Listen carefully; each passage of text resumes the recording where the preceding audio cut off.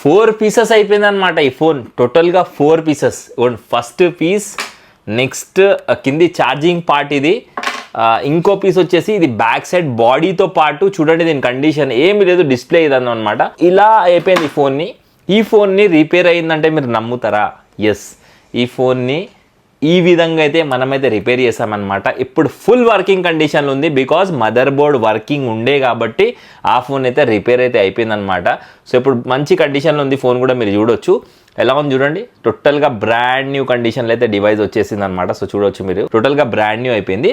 So కస్టమర్కి ఏంటంటే data important కాదు, నాకు ఒకళ్ళు గిఫ్ట్ ఇచ్చారు డివైస్, నాకు లక్కీగా ఫోన్. బట్ ఆ ఫోన్ని మీరు ఏమైనా చేయండి కానీ ఫోన్ ఆన్ చేసేయండి అని చెప్పేసి కస్టమర్ చెప్పారు. మనం ఫైనల్గా దీన్ని అంతా చూసేసుకున్నాము. సో కెమెరాస్ కూడా మీరు ఇక్కడ చూసుకుంటే దీని కెమెరా కూడా పోయింది. కెమెరా రీప్లేస్మెంట్తో పాటు మదర్ బోర్డ్లో చిప్ లెవెల్ వర్క్ ఉండే ప్రాబ్లం ఉండే, అది కూడా సార్ట్అవుట్ చేసేసి నెట్వర్క్ ఇష్యూ మనమైతే ఫైనల్గా దీన్ని రెడీ చేసేసాము. సో మీ దగ్గర కూడా ఇలాంటి డ్యామేజ్ అయిన డివైజెస్ ఉన్నాయా అయితే ఖచ్చితంగా స్టోర్ విజిట్ చేయడానికి ట్రై చేసేయండి. బికాజ్ మదర్ బోర్డ్ అయితే వర్కింగ్లో ఉండాలా, అప్పుడు మాత్రమే ఫోన్ రిపేర్ అవుతుంది. మీరు మదర్ బోర్డ్ టోటల్గా డెడ్ అయిపోతే ఆన్ అవ్వడం కష్టం అనమాట. సో మీకు చిన్న ఇష్యూస్ ఏదైనా ఉన్నా మదర్ బోర్డ్లో మనము రిపేర్ చేసి దాన్ని అయితే ఈ కండిషన్ అయితే తీసుకొస్తాము. ఇలాంటి ప్రాబ్లం కన్నా మన దగ్గర అయితే సర్వీస్ అవైలబుల్గా ఉంది. స్టోర్ విజిట్ చేయండి. చూడండి ఈ ఫోన్ ఇలా ఈ విధంగా రెడీ చేసామంటే మీ దగ్గర ఉన్న ఎలాంటి ప్రాబ్లం అయినా కూడా మన దగ్గర అయితే ఐఫోన్స్కి సార్ట్అవుట్ అవుతుంది.